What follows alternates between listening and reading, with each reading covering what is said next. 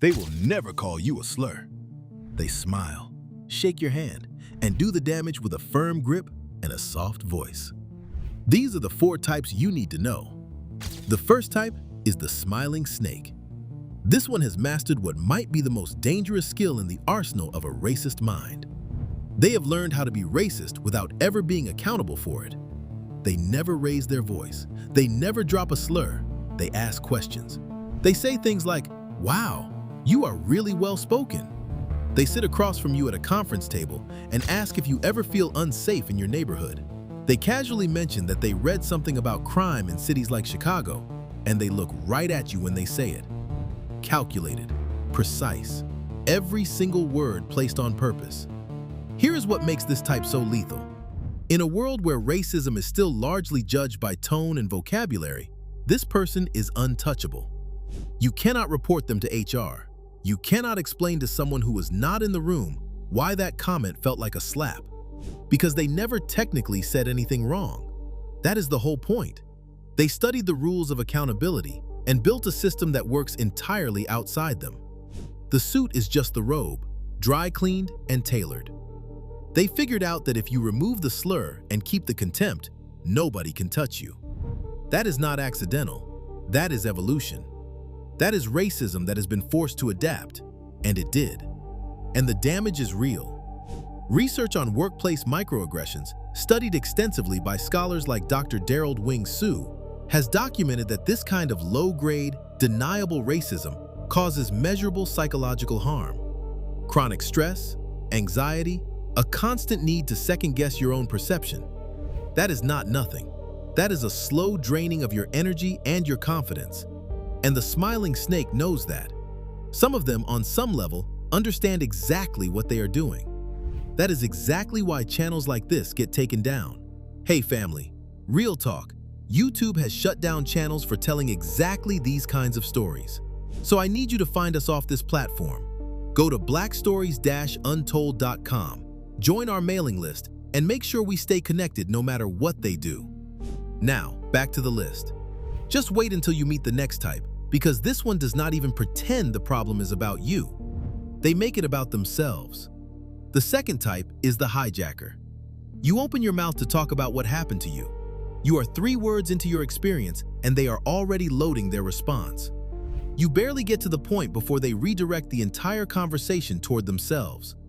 You tell them you got passed over for a promotion because of your race. They tell you they have anxiety, so they understand what discrimination feels like. You tell them you were followed around a store.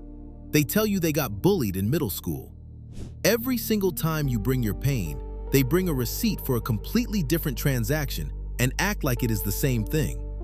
This is not empathy, not even close. Empathy requires you to actually sit with someone else's experience. The hijacker cannot do that. The hijacker will not do that. Because to truly sit with what Black people in America have been through, historically and right now in 2024, you have to reckon with a system that benefited a lot of people at the direct expense of Black people. That reckoning is uncomfortable. So instead of doing it, they reach into their own catalog of minor inconveniences and use it to flatten yours. They are telling you, without words, that your documented, generational, structural oppression is no more serious than their bad day. That is not ignorance talking.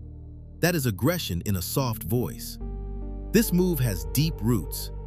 During the Civil Rights Movement, one of the most consistent tools used to shut down Black demands for justice was the pivot to someone else's struggle. Suddenly, every group had it just as bad. Suddenly, Black specificity was divisive. Frederick Douglass dealt with it. Ida B. Wells dealt with it.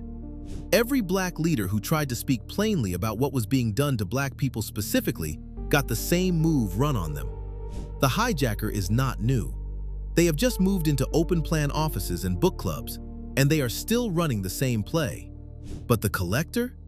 That one takes it even further because they actually did do some things for you. They have the receipts, and they are going to use them. The third type is the collector. This one is sophisticated, patient. They have been building something for years before you even knew the game started. Every Black friend they have is a tile in the floor. Every donation to a Black-led organization is a brick in the wall.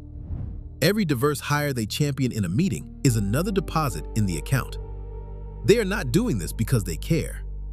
They are doing it because they are preparing for a day that might come. The day someone calls them out. And when that day arrives, they smash the jar open. How dare you? Do you know what I have done for this community? Do you know how many people I have helped? They pull out name after name, dollar amount after dollar amount, and suddenly the person who did something racist is the victim of ingratitude. And it works. It actually works. People in their orbit will defend them furiously because the long con was that good, because the investments were real, even if the reason behind them was not. This pattern has a documented history in American power structures. The plantation owner who was known as a kind master, the segregationist politician who threw money at black schools while voting against black rights in every chamber that mattered, the corporate executive who puts black faces in the lobby while the boardroom stays locked, the charity without the justice, the donation without the policy change. Black scholars and activists have named this dynamic for generations. It is philanthropy used as a shield. Your struggle was an investment. Your friendship was an insurance policy. And the cruelest part is that the collector actually needed you to receive real help sometimes for the plan to work. So the help was real. The care was not. The fourth type is the vulture. And this one hits different because of how seductive it looks at first. The vulture loves black culture. They know the slang before you do sometimes. They are at every black-owned event. They stream all the music, wear all the fashion, use all the language, and present themselves as allies and admirers. They love the swag, the creativity, the resilience, the struggle aesthetic, all of it.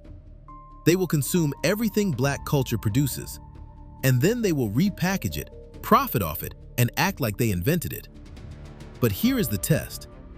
Watch how they talk about actual black people when the cameras go off. Watch who they hire when they finally get into a position of power. Watch who they call dangerous when something goes wrong in a neighborhood. Watch who they actually date versus who they appropriate from. The culture is the buffet. The people who made the culture are an inconvenience to them. That is the vulture's core contradiction. They want everything that came out of black genius without having to respect, protect, or include the black people who created it. And the damage this archetype has caused is enormous and measurable. The word woke is one of the clearest examples. That word was used as early as 1938 by blues musician Leadbelly, who told his people to stay woke to the dangers targeting them in America. It was a survival word, a protection word. Black people carried it for decades, and the vulture, through political media and culture war machinery, stripped that word down, hollowed it out, and turned it into a slur used to mock black consciousness. They will strip mine everything we build and leave us with the whole. That is not appreciation. That is extraction with a smile. Here's what connects all four of these types and why they matter together as a pattern. The smiling snake uses language as a weapon. The hijacker uses empathy as a erasure. The collector uses generosity as a leash. The vulture uses admiration as a mask for contempt. What all four have in common is deniability. None of them can be easily called out in polite company. None of them fit the image that American culture has trained people to associate with racism. And that is the point. That is the entire design. Real racism in this country has always been most powerful when it was hardest to name. These four types are the modern form of that strategy. This is not about teaching you to distrust everyone. This is about teaching you to see clearly. Your grandmother saw it without a documentary. Your ancestors navigated it without a LinkedIn page or an HR department. They trusted what they felt in their body, what they observed with their eyes, and what they shared with their community. That knowledge kept people alive. Do not let anyone talk you out of what you can already see. If this video helped you see something that has been in front of you without a name, there is another video on this channel that will take you even deeper into the history behind what you just heard. Go watch it now. This was Black Stories Untold. And as always, thanks for watching. If you want more stories like this, click the video on your screen now.